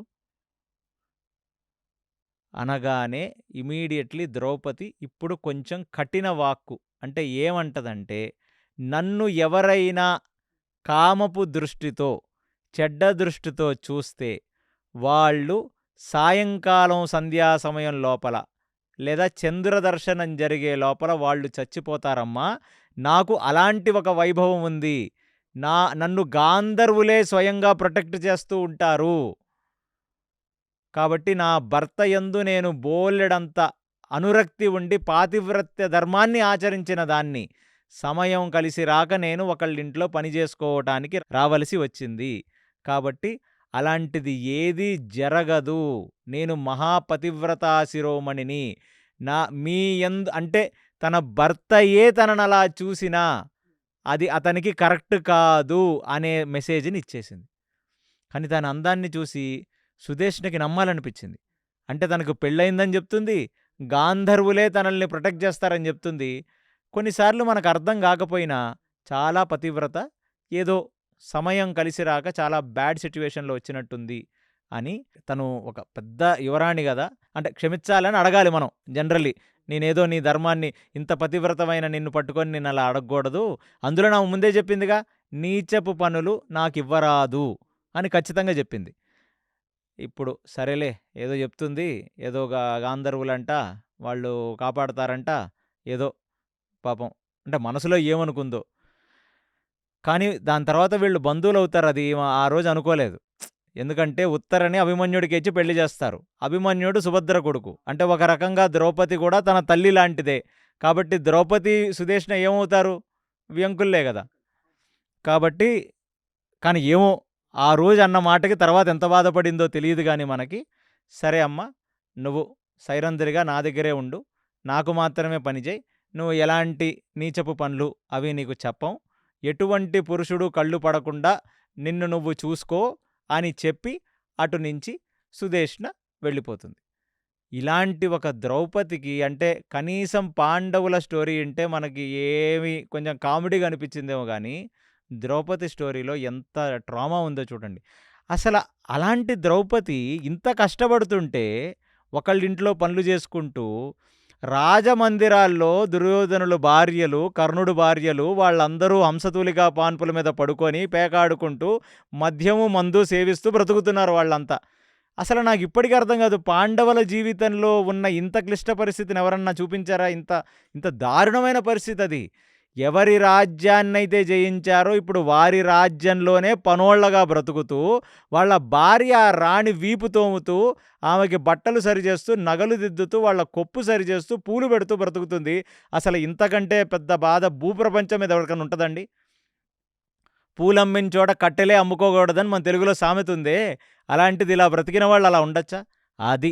అది వీడు శకుని స్కెచ్ చేసింది. ఎందుకంటే ఇది ఎంత కష్టమో. దీంట్లో నిలబడలేరు. వీళ్ళెక్కడో అక్కడ బయటపడిపోతారు. బయటపడితే మళ్ళీ అరణ్యవాసం, మళ్ళీ అజ్ఞాతవాసం. అందరూ బ్రతుకుతున్నారు. అప్పుడప్పుడు బృహన్నలైన అర్జునుడు ద్రౌపదికి కనబడుతూ ఉన్నాడు. అందుకు కూడా ఊర్వశి శాపం. అతను మగవాడిగానే ఉండి ఉంటే ఏదో ఒక పని రాజ్యంలో చేసుకునేవాడు మగవాళ్ళలా. కానీ సుదేష్ణ ఉత్తర ఉన్న అంతఃపురాల్లోకి బృహన్నల వెళ్ళగలడు. అర్జునుడు వెళ్ళగలడు. అప్పుడప్పుడు కనీసం ద్రౌపది ఎలాగుంది తన బాగుగోగులు సంరక్షించుకోగలడు. అందుకు ధర్మో రక్షతి రక్షతః. ఇవన్నీ ఈశ్వర పూనిక. ధర్మమునందు వాళ్లకున్న అనురక్తి, ఆ ధర్మ సంస్థాపన కోసం వాళ్ళు బ్రతికారు కాబట్టి ఆ ధర్మం ఇప్పుడు వాళ్ళని కాపాడుతుంది. అన్నిటికంటే ముఖ్యం ఈ 6 పాండవులు ప్లస్ ద్రౌపది శ్రీమన్నారాయణుడు చరణారవిందాల్ని నిత్యం సేవిస్తూ హరిదాసులై శ్రీకృష్ణుడికి విపరీతమైన శరణాగతి పొందున్నారు. ఏదున్నా శ్రీకృష్ణ పరమాత్మ చూసుకుంటాడు. అందుకునే మనందరం ఈ విరాట పర్వం నుంచి నేర్చుకోవాల్సింది, ఇవాళ మన పరిస్థితి ఎలాగన్నా ఉండొచ్చు, రేపు ఎలాగన్నా అవ్వచ్చది కర్మాధీనం. కానీ మనస్సు నందు శ్రీహరి పట్ల, శ్రీకృష్ణుడి పట్ల వాళ్లకు ప్రేమ ఉంటే వాళ్ళు దీన్ని కూడా చాలా తేలిగ్గా దాటేయగలరు. అందుకు భగవంతుడు వీళ్ళందరినీ ఇంత కష్టమైన పరిస్థితుల్లో పెట్టి వాళ్ళ ద్వారా మీకు నేర్పుతున్నాడు. అయిపోయింది. అక్షరాల 3 నెలలు గడిచిపోయింది. అందరూ వాళ్ళ వాళ్ళ పాత్రలకు న్యాయం చేస్తున్నారు. అందరూ బాగా ఉన్నారు. ఒకానొక రోజు అక్కడ ఒక పెద్ద వైభవం జరుగుతుంది. ఏమిటంటే, ఎలా అయితే పాండవులు వారణావ్రతానికి వెళ్ళారో, ఎక్కడ వారణావ్రతం అంటే కాశీ, అక్కడికి కులదేవి యొక్క వైభవాన్ని వీళ్ళెళ్ళి సంరక్షించవలసినది, వీళ్ళు పార్టిసిపేట్ చేయవలసినదని ఆది పర్వంలో ఈ యుధిష్ఠిరుడు ఎలా అయితే పంపించాడో అలాంటి ఒక పెద్ద సంబరము, కోలాహలము ఇప్పుడు విరాట్ రాజ్యమునందు కులదేవికి జరుగుతున్న గొప్ప వైభోగం. తిరణాళ్ళు జరుగుతున్నాయి, జనాలందరూ కోలాహలంగా ఉన్నారు, అన్నీ బాగా జరుగుతున్నాయి అనే ఒక పరిస్థితుల్లో అక్కడికి జమోత అని ఒక పెద్ద మల్లుడు వస్తాడు ఆ రాజ్యంలోకి. కొన్ని మహాభారతాల్లో ఏమని చెప్పబడిందంటే, కుమారవ్యాస భారతం ఇలాంటి వాటిలో, ఆ జమోతుడనేవాడు దుర్యోధనుడే కొన్ని రాజ్యాలకి ఇలా మల్లుల్ని పంపిస్తున్నాడు. ఏమని? ఏ రాజ్యంలో భీముడున్నాడు, ఏ రాజ్యంలో పాండవులున్నారో తెలుసుకోవటానికి గాను పంపించారని కొన్ని మహాభారతాలు చెప్తున్నాయి. కానీ మిగతా నేను మధ్వాచార్యులు వారు రాసిన మహాభారత తాత్పర్య నిర్ణయమనందు వేరే వ్యాస భారతంలో జమోతుడనేవాడు మహావీర పరాక్రమమైన ఒక మల్లయోధుడు. ఆయనకి విపరీతమైన రుద్రానుగ్రహం ఉంది. అతను ముందు ఏ మల్లయోధుడు నిలబడలేడు. అతను ఆల్రెడీ అక్కడున్న వాళ్ళకి మీరు సినిమాల్లో చూసినట్టుగా, ఏయ్ ఈ జబ్బలు చూసావా, ఇవి చూసావా, రండి అంటే ఆ రాజ్యంలో ఉన్న మల్లులందరూ కూడా గజగజలాడిపోయి వణికిపోతున్నారు. అంటే ఇతను పెద్ద పరాక్రమవంతుడిలాగా రాజదర్బార్లో, అంటే ఈ బ్రహ్మోత్సవాలు జరుగుతున్నప్పుడు రాజు మళ్ళీ ప్రజల్లోకి వచ్చి ప్రజావేదిక దగ్గర కూర్చుంటాడు కదా, సమస్తమైన ప్రజలందరి ముందు, రాజా, నీ ఎంటైర్ రాజ్యంలో నన్ను ఓడించగలిగిన సత్తా ఉన్న దమ్మున్న ఒక్క వ్రెజలర్ కూడా లేడే, ఒక్క మల్లయోధుడు కూడా లేడే, ఇప్పుడు మీరే చూసుకోవలసినది ఓపెన్ ఛాలెంజ్ అని అక్కడ అలా నించుంటాడు. నించోగానే రాజు చూస్తాడు, ఎవరన్నా రండి, ఇంతమంది ఉన్నారు కదా వ్రెజలర్సు, మల్ల యుద్ధం చేసేవాళ్ళు ఇక్కడ అంటే, అసలు వాడు ఆకారాన్ని చూసి, వాడు ఛాలెంజ్ని చూసి ఒక్కడు కూడా రావటానికి సిద్ధపడడు. సిద్ధపడకపోతే అప్పుడు రాజు కొంచెం ఫీల్ అవుతాడు. అయ్యో! ఏమిట్రా మన ఇది? పరువు ప్రతిష్టకి మన పరువు సంబంధించింది. ప్రతిష్టకు సంబంధించింది. అలాంటిది మనం గొప్ప సంబరం మన కులదేవికి చేస్తున్నాం. అలాంటి సంబరంలో ఒకడొచ్చి ఇంత ఛాలెంజ్ చేసినా ఎవడు రాలేకపోతున్నాడని కొంచెం వెలితి చెంది, కొంచెం కళ్ళు కింద పెట్టిన క్షణంలో ఇమ్మీడియేట్‌లీ ధర్మరాజు ఏమంటాడంటే, "రాజా! ఆ రోజు ఒకడొచ్చాడు చూసారా మీరు? వాడేమని చెప్పాడు? బల్లవ అని చెప్పాడా వంటవాడు? వాడేం చెప్పాడు? నేను అప్పుడప్పుడు మల్ల యుద్ధాలు గూడా చేస్తాను. నాకది హాబీ అని చెప్పాడు గదా! అతన్ని పిలవవలసినది" అని చెప్తాడు. ఇంక రాజు ఇంకెవరూ లేరు గదా! వస్తాడంటావా? అంటాడు ధర్మరాజుని. ఖచ్చితంగా వస్తాడు రాజా అతను. నాకెందుకో అతను మాట్లాడుతున్నప్పుడు అతని కళ్ళల్లో కాన్ఫిడెన్స్ కనపడింది నాకు. కాబట్టి మీరు పిలవవలసినదంటే, రాజు ఇప్పుడు వంట చేసుకుంటున్న భీముడిని ఏది ఆ బల్లవని తీసుకురండి ఇక్కడికి అంటాడు. అసలు మీరు ఊహించండి. అంటే మీరందరికీ భీముడు క్యారెక్టర్ మీకు తెలుసు. ఇప్పుడు ఒకడు పిలిచి యుద్ధం చేయమంటే ఇంకా సంబరపడిపోతాడు. అహా! సంబరపడటం ఓకే. హ్మ్. యుద్ధం చేయటం. కానీ ఒకడు కింద బ్రతుకుతున్నాడు. వచ్చి చేతులు కట్టుకొని, "ఏయ్ పల్లవా ఇట్రా" అనగానే వచ్చి ఇలా చేతులు కట్టుకొని నిలబడాలి. "ఏయ్ వాడితో యుద్ధం చెయ్యి." అసలు ఒక కమాండ్ తీసుకునే వ్యక్తేనా భీముడు? అలాంటి భీముడు ఒకప్పుడు వస్తే భయపడిపోయి భీముడి ఆకారాన్ని వాళ్ళు పెద్దగా యుద్ధం చేయకుండా, అంటే కనీసం వేరే వేరే రాజులు యుద్ధం చేసినట్టుంది. విరాట్ రాజు అయితే ఆకారాన్ని చూసి పాండవుల్లో సెకండ్ వాడివి నువ్వు. నువ్వొచ్చావు. రాజయోగం చేస్తాను. నాకు ఏ ప్రాబ్లమ్ లేదు. నేను సామంతరాజులా బ్రతికేస్తానని శరణాగతి పొందినవాడు ఇవాళ బల్లాడిని పిలుసుకురండి అనగానే లోపలికెళ్ళి రాజుగారు పిలుస్తున్నారు మిమ్మల్ని అని. నేను ఇప్పుడే పెసరట్లు వేస్తున్నానంటే అవన్నీ ఆపుకో ముందు రాజుగారు పిలుస్తున్నారు నువ్వు వచ్చేయి అంటారు. అనగానే ఇమీడియట్లీ వచ్చి ఆ రాజకొలువులో మళ్ళీ రాజుగారు ముందు. అంటే ఇక్కడ ఏమిటంటే వీళ్ళందరూ రాజుని మళ్ళీ ఫేస్ చేయట్లా. ఎవరి పనులలో వాళ్ళు ఉన్నారు. రాజుకి ఇదే పనే. వంటవాడు ఎలాగున్నాడో చూడటానికి. వంటవాడు చేసిన భోజనం తీసుకొని వస్తారు. తిని పర్లేదులే ఎవడో కొత్తోడు వచ్చాడు బాగా చేస్తున్నాడు. ఇప్పుడు మళ్ళొచ్చి నించుంటాడు రాజా అని. నించోగానే ఇమీడియట్లీ నువ్వు చెప్పావు కదా అప్పుడు వచ్చిన కొత్తలో నీకు మల్ల యుద్ధాలు కసరత్తులు అవి బాగా తెలుసని. వీడెవడో బయట నుంచి వచ్చి జమోతా అనేవాడు విపరీతమైన ఛాలెంజెస్ చేస్తున్నాడు. మరేమన్నా చేయగలవా అనగానే ఇమీడియట్లీ ధర్మరాజు కళ్ళల్లోకి భీముడు చూస్తాడు. ధర్మరాజు కళ్ళల్లోంచి ఒక సిగ్నల్ ఇచ్చేస్తాడు. ఇది నేనే చెప్పాను అని. అనగానే వెళ్తాడు. ఇంకా ఈ జమోత్ అనేవాడు ఇంకా పెద్ద, మీరు మళ్ళీ ఊహించుకోండి ఇక్కడ ఒక ఒక పెద్ద గ్లాడియేటర్ సినిమాలో కలోజియం మొత్తం 360 డిగ్రీస్‌లో జనాలందరూ కూర్చున్నారు. ఆ కూర్చుంటే ఒక పెద్ద ఒక 8, 9 అడుగుల ఆజానుబాహుడు ప్లస్ అతనికి రుద్రుడి యొక్క స్పెషల్ కటాక్షం ఉందని చెప్తుంది మహాభారతం. ఎవ్వడు వాడిని జయించిన వాడే లేడు. అలాంటి వాడొచ్చి వాడి తొడ కొడితే ఆ తొడ సౌండ్‌కే స్టేడియం అదిరిపోయిందంట. అలాంటి వాడి ముందు వాడనుకుంటాడు ఎవడో వంటవాడు. చూడటానికి కొంచెం బలిష్టంగా ఉన్నాడు. అలాంటి వాడు ఏమిటి మనల్నేమి చేస్తాడులే. ఇక్కడ మళ్ళీ ఇంకొకటి గమనించాలి. ఒక్క గుద్దుతో యక్షుల్నే చంపినవాడు. యక్షరాజైన మణిమంతుడిని ఒకే గుద్దు గుద్దితే పడిపోయినవాడు. మణిమంతుడొచ్చి భీముడిని అన్నాడు, "ఏమిటిరా నీ పరాక్రమం? ఒక మనిషి ఒకడిని చంపుతాడు, 10ని చంపుతాడు, 100ని చంపుతాడు, వేలల్లో మనుషుల్ని చంపేసావురా, అది ఒక్క గుద్దే. భీముడికి ఒక గుద్దు. గుద్దులో అరగుద్దు వేస్ట్ అవుద్ది. అది భీముడి వైభవం." ఇప్పుడు యాక్ట్ చేయాలి. ఇప్పుడు ఒకటే గుద్దులో కొట్టేయలేడు. ఒకే గుద్దులో వాడిని కొట్టకూడదు. కాబట్టి ఇప్పుడు యాక్ట్ చేయాలి. భీముడు మనసులో అనుకుంటున్నాడు, "అన్నా నువ్వు ఏ పరిస్థితిలో పెట్టావన్నా నన్ను తీసుకొనొచ్చి." ఎందుకంటే వనపర్వం జరుగుతున్నప్పుడు కొన్నిసార్లు నువ్వు రాకపోతే నేను పొయ్యి ధృతరాష్ట్రుడిని వాడి కొడుకుల్ని చంపేసి రాజ్యం ఏళ్తాను నేను. 12 సంవత్సరాలు కావాలంటే నువ్వు అరణ్యవాసం చేసి వచ్చేయి అని చెప్పిన భీముడు ఇప్పుడు ధర్మరాజుని చూస్తాడు. నా మానాన నేను మాడిపోయిన మసాలా అట్టేసుకుంటుంటే అది కూడా కాదని చెప్పి నువ్వు మళ్ళీ ఈ మల్ల యుద్ధంలో ఉన్న ఈ మల్లుడిని ఓడించమని నువ్వు రాజుకు చెప్పావు. ఇప్పుడు నేను ఇక్కడ యాక్ట్ చేయాలి. అంటే కొన్ని గంటల పాటు ఇప్పుడు ఆ యుద్ధం చేయాలి నేను. ఎందుకంటే ఒక గుద్దుకి చంపేశామంటే ఎవడున్నాడు ఆ డౌటొస్తుంది. రాజ్యంలో దుర్యోధనుడు స్పై వాడు పోయి అక్కడ చెప్తాడు. వాడెవడో ఒక్క గుద్దులో చంపేశాడు దుర్యోధన వీడిని. కాబట్టి ఖచ్చితంగా వాడే భీముడని. ఇప్పుడు ధర్మరాజుని ఏమీ అనలేక ధర్మరాజు కళ్ళల్లో చూసుకుంటూ ఒక పెద్ద యుద్ధం చేస్తాడు. అంటే వాడొకడు కొడితే భీముడు వాడిని ఇంకొకడు కొట్టి, వాడు 2 కొడితే మళ్ళీ కింద పడి, ఇప్పుడొక యాక్టింగ్ అనమాట ఇక్కడ. చేసి ఒక గంట, 2 గంటలు జనాలందరికీ ఒక అనురక్తి. ఎందుకంటే అప్పట్లో ఏ ఎంటర్‌టైన్‌మెంట్ లేదు కాబట్టి ఇదేవో ఎంటర్‌టైన్‌మెంటు. సో, రాజు గూడా అక్కడ చూసి వాహ్! వాహ్! వాహ్! వాహ్!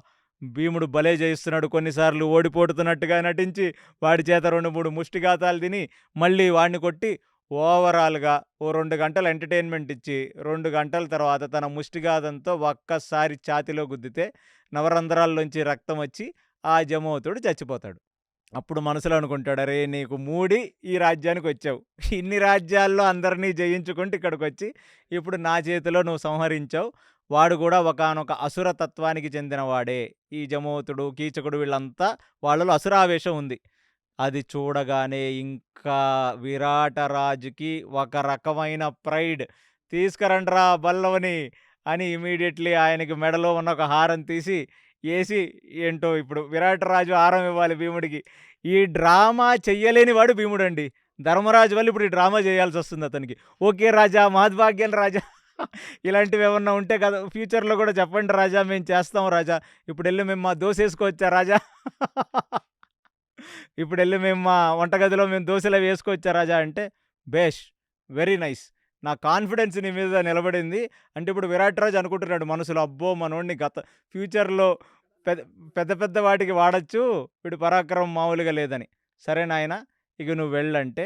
ఇప్పుడు ఇవన్నీ చూసిన ధర్మరాజు, సరే 3 నెలలు బాగా సాఫీగా సాగాయి.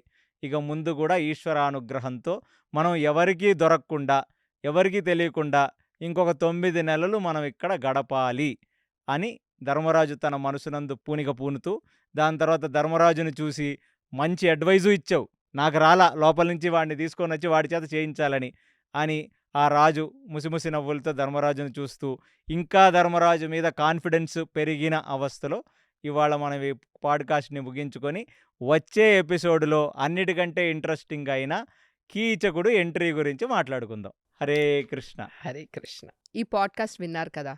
ద్రౌపది పడిన కష్టం ఏ స్త్రీమూర్తికి రాకూడదు. ఒకప్పుడు చాలా వైభవంగా బ్రతికిన పాండవులు ఇప్పుడు విరాట రాజ్యంలో ఒకరి కింద పనివాళ్లుగా బ్రతుకుతున్నారు. ఎవరినైనా ఒక్క గుద్దుతో చంపగలిగిన భీముడు ఈ మలయుద్ధంలో ఆ రెస్లర్ని 2 గంటలు యాక్టింగ్ చేసి చంపాల్సొచ్చింది. అసలు ఈ అజ్ఞాతవాసం వింటుంటే చాలా టఫెస్ట్ అండ్ కాంప్లికేటెడ్ అని అనిపిస్తుంది. అరణ్యవాసం కంటే కూడా ఈ అజ్ఞాతవాసం పాండవులకి చాలా కష్టంగా ఉంది. ముందు ముందు ఏం జరగబోతుందో let's wait and watch. Stay tune to KC talks Telugu. Hare Krishna.